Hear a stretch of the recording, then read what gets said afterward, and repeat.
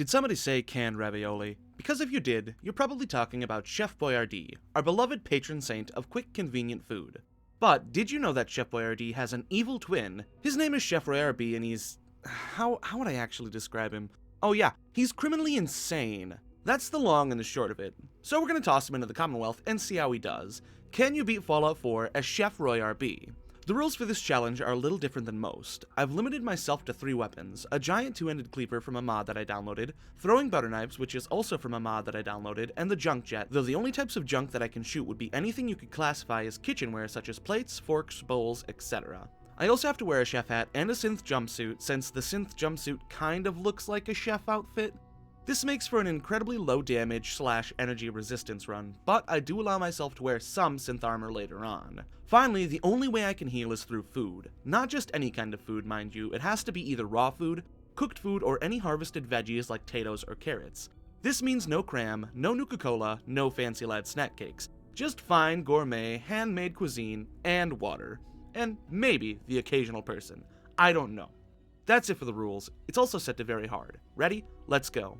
As usual, we'll start with the character creation. Since this isn't actually Chef Boyardee, I went with a slightly different look. As the astute fans of Chef Boyardee lore can immediately tell, his mustache is completely different. After that, the Vault-Tec rep shows up and I allocated my special stats. Not too sure what a chef's stats should be, so I went with a more balanced character. I named myself Chef Boyardee, of course, and to my surprise, Codsworth called me Mr. Roy. I about lost my mind. From there, I proceeded to check on my son and tell him that someday he would make great recipes just like me. Then the bombs fell, and I had to get my wife and son to safety, especially my son, for reasons I've already mentioned. We were cryogenically frozen, then my wife was shot. Big sad, but thankfully since Chef Boyardee is insane, he doesn't really care. Like usual, I had to traverse the vault without killing any radroaches, which was a massive pain in the ass, but I managed to survive. Once I got my hands on the Pip-Boy, I did spawn in a chef hat and an Institute synth jumpsuit, but it's all for the character, and it doesn't really do anything besides give me 1 extra luck. Look at that handsome man. The Commonwealth has no idea what's about to transpire. First, I went back to Sanctuary to start scrapping steel to make throwing butter knives. Once I made about as many throwing knives as I could reasonably fit in my pockets, it was time to do a little bit of hunting, since eating raw meat, or cooked meat, was the only way I could heal. I would always have to be on the lookout for animals that I could kill. Something else I also needed to do was head to Sunshine Tidings Co-op to grab a Wasteland survival guide that would allow me to collect double meat from some animals. On the way there, I ended up fighting a lot of bloatflies, and I'm not gonna lie, the throwing knives are really hard to hit something with, so said bloatflies became a major hassle. Thankfully, I managed without too many problems. The ghouls at Sunshine Tiding Co-ops were also a little bit tricky to fight with just throwing knives, but they were also a little bit bigger of a target. After dispatching them, I went and collected the Wasteland Survival Guide and made my way back to Sanctuary to cook up some of the meat that I'd collected, such as a bloatfly creme brulee, just like Mom used to make. Here, I apparently broke Codsworth programming since I already killed the bloatflies that he was supposed to kill and he got stuck, which honestly I thought was hilarious. From there I went to a cave, killed some mole rats, and made my way to Concord to deal with the raiders and Preston Garvey. All in all, with Preston's help, the raiders weren't too much of a hassle, though at this point I started to notice that no matter how big the target was, these throwing knives were still a pain in the ass to throw. They never hit their target. And if I were to fight a Deathclaw, I'm pretty sure I'd need something more. Something bigger. So with that in mind, I left to go find my giant cleaver, aka the Hog Splitter. I could either find it on Super Mutants past level 10, or I could go to the Fen Street sewers and find a standalone cleaver lying around. I went with the latter. The walk there was barren, which is a little depressing since I wanted to kill some animals for their tasty, tasty meats. But at least I got to chuck a butter knife at Piper. Surely that makes up for it. The Fen Street sewers are right next to Diamond City, so I made my way in and listened to some of the Fen's Phantoms recordings for the fun of it, and to maybe give Chef Boyardee some future ideas. You see, Chef Boyardee is the type of insane person who doesn't act like he's insane. He waits until the perfect moment, and bam, now you're in a can of ravioli. Dealing with the ghouls in the sewer was a lot worse than I thought it was going to be.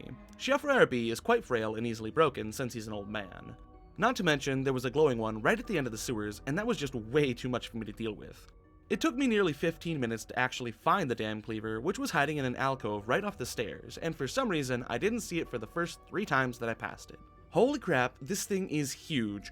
With my big-ass cleaver in hand, I went back to Sanctuary to upgrade and polish it to a high sheen. Now it did a whopping 56 damage, and honestly, it looks pretty freaking nice. From there I built a bunch of posts, and decided to arrange some plates in a strange order that made me want to do something, but I'm not quite sure what. Now it was time to head back to Concord and finish off the raiders attacking Preston Garvey. With the cleaver, this was a simple task, and I one-shotted them with ease. By now, I assume everyone knows the routine. Get in the power armor, grab the minigun, can't actually do that, so you jump off the building and proceed to maul the raiders with your big-ass cleaver. I also murked the Deathclaw while I was there, once again in a cheeky way, but hey, gotta get that delicious meat somehow.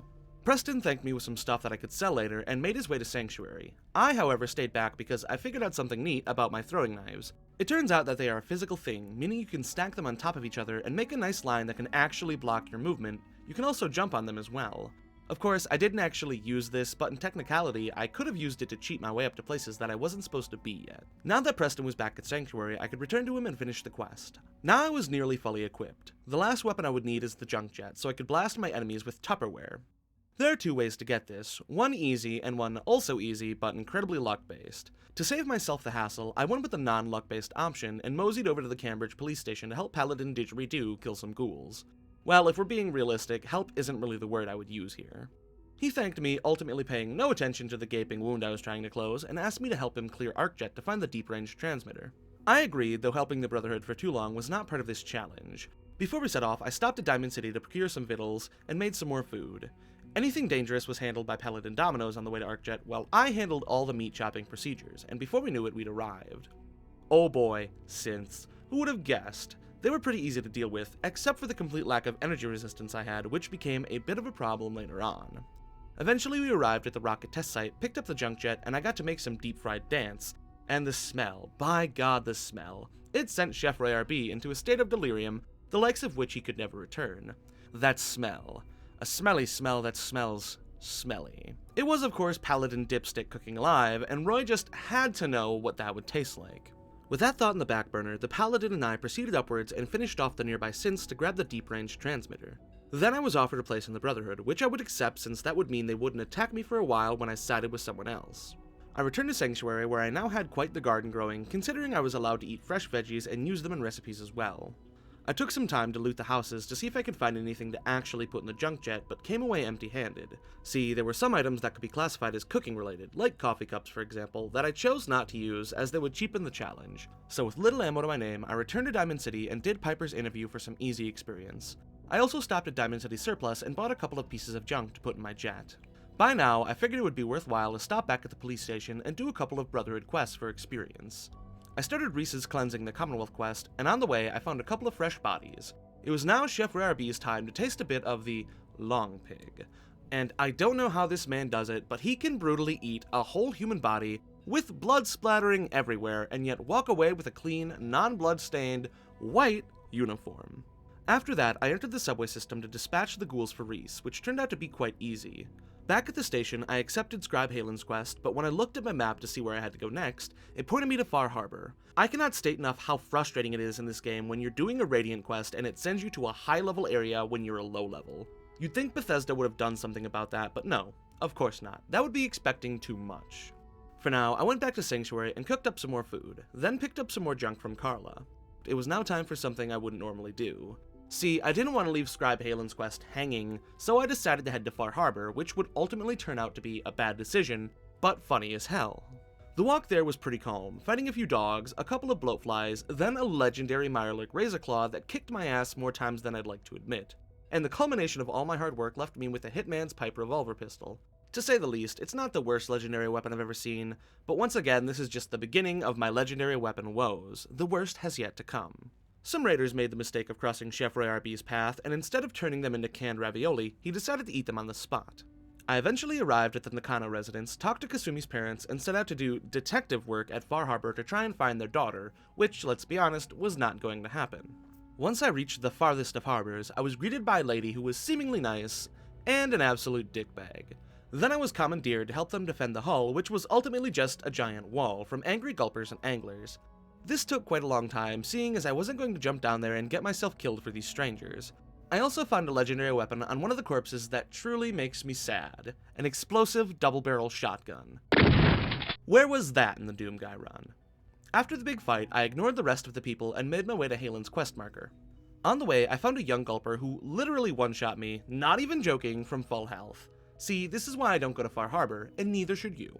I also found a tribute to Titanic here. It appeared that Rose was on the door and Jack was dangling off, so I knocked his bitch ass into the water and proceeded to fight some Mirelurks, including a Mirelurk Hunter, which was way easier than I thought it would be. As I was closing in on my destination, I got into a tussle with a trapper, killed him, and then his friend took vengeance on me and blew me up with a fat man. It's gonna be one of those days, isn't it? I reloaded the save and found a cooking station. Just as I sat down to make one of my favorite treats, I was blown to the high heavens by a mine I didn't see. I didn't even know that could happen in Fallout 4. It's definitely gonna be one of those days. Thankfully, on my next reload, I was able to get close to the trappers and was able to kill them while avoiding the fat man. I then retrieved the part for Scribe Halen, which enabled me to get the hell out of Far Harbor and never look back. I returned, gave her the item, and leveled up to 13. Now that I was done with that, I could focus on the main quest, rescuing Nick Valentine from the Triggermen. I went to his detective agency and talked to his secretary, and she pointed me in the right direction. I made my way there post-haste, fighting some dogs along the way. I won't lie, chopping up Triggermen with a giant cleaver was incredibly satisfying. I also fought the magic disappearing legendary Triggerman here. When I killed him, he faced to the ground, and since I was really hoping I could get a legendary cleaver, I reloaded the save to kill him again, only to get a Deadeye hunting rifle this time around, which was not a cleaver. I also got a duelist combat knife because of course I would. I got into a doozy of a pickle towards where Nick was being held, as the Triggermen were doing overwhelming amounts of damage, and there were like 4 of them. In the room where Valentine was being held, I found Dino, at whom I proceeded to chuck a few butter knives. Oddly enough, the first 2 knives I threw at him didn't faze him at all, and he just kept talking. The third one though, oh, that made him a little mad. So I made sure he'd never be mad at anyone again, unfortunately breaking both of my arms in the process. From there I rescued Nick and we cleared the rest of the vault in a timely manner. I also found another legendary, and he had an even better hunting rifle than the last one. I don't even know why I play this game anymore. Finally, we encountered Skinny Malone, and I convinced his girl to leave him because I figured 3 submachine guns firing simultaneously at me would be a bad idea. Immediately afterwards, Nick and I fled the area. At a safe distance, he offered to help me find my son, which was something I very much needed to do. I returned to Sanctuary and made some more food for later. I also renamed my fine hog splitter to Chef Ray RB's Cleave for the funnies. After that, I returned to Diamond City, bought some drugs from Solomon, and returned to Nick Valentine's detective agency. So, can you describe what the man looked like? Well, he had a scar. It must be Kellogg. So Nick and I ventured to Kellogg's house, where I once again had to convince the mayor to give me the key because I never level up my lockpicking. Inside, I pushed the magic button to reveal Kellogg's deep dark secrets to the world, and Nick did the old magic whistle, sending Dogmeat shooting like a bullet from Red Rocket Truck Stop to our very position. As I was told, Dogmeat would be able to track Kellogg's scent and take me to Fort Hagen where he was supposedly hiding out, but I'd have to take a really long walk and fight a legendary glowing mole rat that didn't have anything worthwhile. I guess the good part of this walk is that there were a lot of animals for me to kill so I could collect the raw meat, including a Yaoguai, which was a lot easier than I expected. I also ran into a really annoying glitch with the junk jet when I was fighting some super mutants. Some of the items I shot would float in midair and just stayed there. I wasn't able to pick them up. So I have this really fantastic shot of just a bunch of floating plates. After that, we closed in on Fort Hagen and went to the blood clinic to kill a few bugs before I told Dogmeat to get out of my sight, as this was a one-man operation. But before heading into Fort Hagen, I decided to stop back at Sanctuary and cook some more food. I also did Sturge's quest because I wanted some more experience. After that, I proceeded back to Fort Hagen, entered, and got every fiber of my being split into 1 trillion molecules. I completely forgot that I had no energy resistance, and I did not have the 7 perception required to get the refractor perk, so the synths were cutting through me like a blowtorch through an expired can of ravioli. I knew better than to keep trying, so I returned to Sanctuary to figure out what my next move would be. I couldn't get any synth armor right now, considering the easiest way to get synth armor would be, fighting synths, which is a pain in my butt. The only thing I could think of would be hunting down some rad scorpions and making some rad scorpion steaks, since they give you 25 energy resistance for an hour. So now it was time to go to the only place that I knew rad scorpions would consistently spawn, the glowing sea. When I arrived at the edge, I fought some ghouls, as one usually does. There was a legendary one, and when he finally lay dead, I received a defiant lever action rifle, which honestly isn't that good. I also launched the vast majority of the rest of my junk at a bunch of ghouls and rundown church. There was another legendary here that gave me a resolute calibrated powerful snipe rifle. I keep getting really decent weapons all the gosh darn time. Oh look, another legendary, a quick draw baton. I don't even know what that means. How is a baton quick draw? Whatever, let's just get back to the rad scorpion hunting. So oddly enough, the rad scorpions were quite easy to deal with, and after I got done fighting one, said encounters were often followed by the sudden appearance of rad roaches or mole rats, which was nice as I could get some heals for later. Though the legendary mole rat broodmother packs quite a punch. I also made sure to discover Virgil's cave so I could fast travel back to it later on. Then I left the glowing sea with 10 rad scorpion meat to make into delicious rad scorpion steaks. Back at Fort Hagen with a belly full of scorpion meat, it was just enough to let me scrape by all the synths without dying too fast, and I was able to make it to Kellogg before I knew it. There wasn't much to be said about Kellogg, as I chopped him up real good, and ate the pieces with a quite frankly terrifying gusto. After that, the rest of the Brotherhood shows its face in the Commonwealth, and it's back to Valentine's detective agency to discuss my findings with Nick. Did you find your son? No. No, I didn't. Did you kill Kellogg? Yes. Yes, I did. Did you grab his brain? Of course I grabbed his brain. I'm insane. Then off to Dr. Amari's and Goodneighbor it was. I hadn't discovered Goodneighbor at this point, but it wasn't too hard to find. Look, Kellogg's memories. Do you see him? Do you see him? Oh well. The only thing we learned is that the Institute uses teleportation technology and that Dr. Virgil in the glowing sea would hopefully be able to help us recreate the much-needed molecular ray, though I doubt it. I mean, the guy's got sausages for fingers. Luckily, he did say that he could help us by making the blueprints to the best of his knowledge. I was just going to have to kill a Corsair first. I was also going to have to get him his serum, but we all know how that goes. First and foremost though, it was time to make more food, and then buy more drugs from Solomon because there's nothing like a chef hopped up on Psycho. The Corsair was located at Green Tech Genetics, home to gunners and turrets. Lots of turrets. Thankfully, enemies here had a healthy mix of ballistic guns and energy weapons, so I wasn't getting murked too bad. Except for the missile launcher. That one hurt. The Corsair at the top, Z-247, dropped his weapon pretty early on in the fight and became a harmless little man. I also ate one of the dead gunners while their friends watched. I hope it traumatized them forever. Now that I had the chip, I needed to find somebody who could decode it for me. Thankfully, Dr. Amari knows some people who are part of the railroad, and they might just be able to help. So I took a stroll over to the Old North Church, cut a legendary Ghoul Reaver's leg off, and input the magic password on the mystic rotating stone of destiny. For legal terms, I cannot tell you the password. Here, I met Desdemona, Deacon, Drummer Boy, and Glory, none of whom are important in any sense of the term, but I listed them all anyway. Inside of HQ, Tinker Tom decoded the chip for me, but in turn, I had to let them keep the chip. And I suppose there are worse things in life to lose. Back to Virgil, he gave me his crudely drawn schematics and once again mentioned getting the serum to cure him of his unfortunate condition, but as usual, I will never get it for him. Now I had to choose who to build a molecular array with, the Minutemen, the Railroad, or the Brotherhood. Since I didn't want to side with the Brotherhood and the Railroad are kinda useless, I went with the Minutemen, though there was an unexpected problem I didn't think I'd run into. Preston Garvey wouldn't let me build the teleporter at Sanctuary until I checked on that settlement he asked me to. What a dick. Funnily enough, I didn't have to go to Corvega for this one, I had to go to Walden Pond, which was really okay with me considering Corvega would have taken a little longer. Thankfully, the raiders inside the Walden Pond gift shop basement were easy to kill, even though they were named.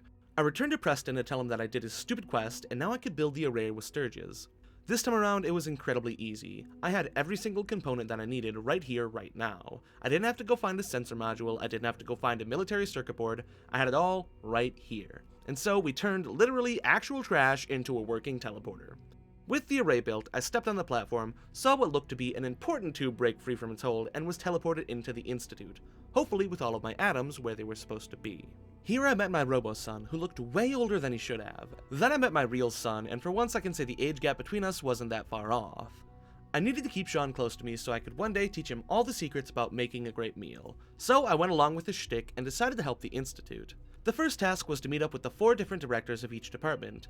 2 of them were snooty assholes, but the other 2 were pretty nice. Once I was done with that, I went back to Sanctuary to upgrade some synth armor that I bought while I was at the Institute. I decided that wearing the armor would be okay with the exception of the chest piece since it looks too out of place on me. Back at the Institute, I talked with Father to start my next quest, going to Libertalia and bringing a rogue synth back home. The outskirts of Libertalia were full of a bunch of different enemies, from raiders to Brotherhood soldiers. Thankfully, the Brotherhood soldiers don't attack me, but the Corsair sent with me decided to attack them. And I ended up waiting a very long time while he dealt with the lot, so I made myself a pot of coffee, sat back, and watched. After that, we breached Libertalia, and some of the raiders here were quite a high level compared to me, high enough to have a skull next to their name. Of course, that didn't bother Chef RB too much. The Mark V turret, though, that one bothered him. Since I've done this part before, I knew to expect a raider with a fat man, I just didn't expect they'd be such a lousy shot with it.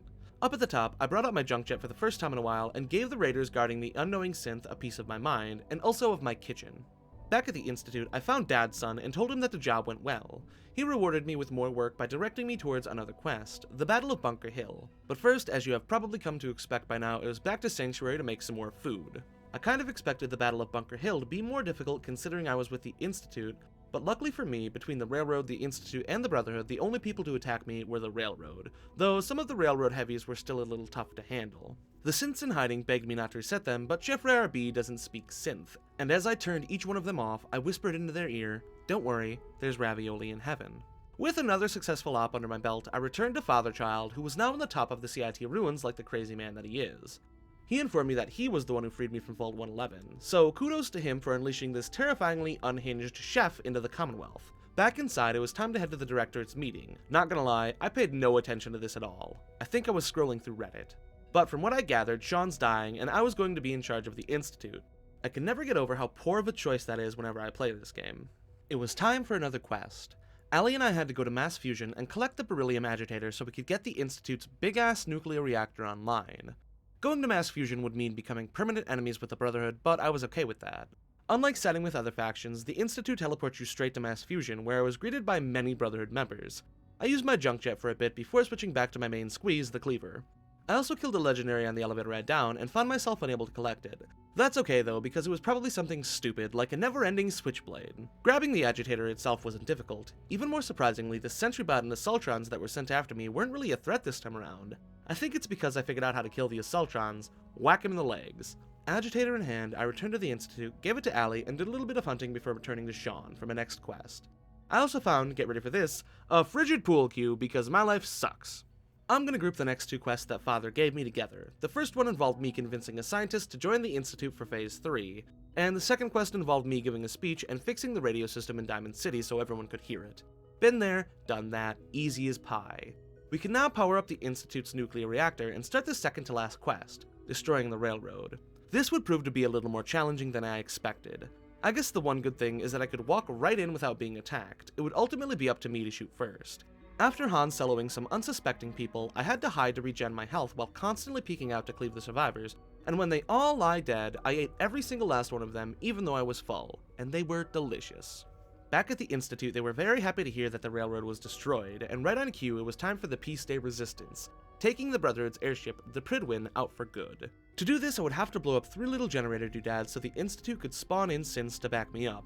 And once that was done, they would spawn in a special synth armed with a virus that would take over Liberty Prime's targeting systems, hopefully destroying their overgrown spaceboat in a blaze of glory. I didn't want to spend a lot of time fighting all these Brotherhood tin cans, so I just ran in like the crazy man Chef RB is, then immediately proceeded to die. Well, it didn't work the first time, so it'll probably work the second time, right? No, it did not. But third time's the charm, as they say, and I made it into the warehouse and upper area mostly intact. Jet and Rad Scorpion steaks helped me survive the onslaught of lasers, and before I knew it, I had broken all 3 generators. Now that I had some backup, I proceeded to Liberty Prime's platform, killed Proctor Ingram, and waited for the synth with the virus to materialize, which thankfully wasn't long. This part wasn't nearly as bad as I expected it to be. The only thing that really gave me trouble was the vertibird, since I didn't have any more junk to shoot at it, so I just ran around the platform, sometimes protecting the synth with the virus, and sometimes brutally murdering the unfortunate Brotherhood members that popped up. Thankfully, at the 75% mark when Elder Maxon showed up, he did not kill me and the synth instantly. He actually decided to go all the way down to the ground level, which gave the synth just enough time to finish installing the virus. Then I was teleported away, watched the Pridwin blow up, and beat Fallout 4's Chef RB. There was one last thing I had to do before I ended the game, though. See, I told you someday he'd make a great meal. Well, that was actually a pretty fun challenge, a nice mixture of difficult parts and easy parts. I'd say the hardest part of this challenge was healing with just food, since it heals you incredibly slowly. If you enjoyed today's video, like and subscribe as that helps me out bunches, and check out some of my other challenges. If you like this one, I'm sure you'll like those too. Also, take a peek at the Discord and Patreon, which was just revamped. I'll leave the links below. Huge shout out to my patrons Braden Watson, Dave Sikorum, Riley Anderson, Jamie East, and Untamed Pineapple. Y'all are the best. Thanks to 6 weirdly culinary rats in a trench coat for helping me write this script. It's almost as if that's been done before. And until next time, stay safe out there, and peace out.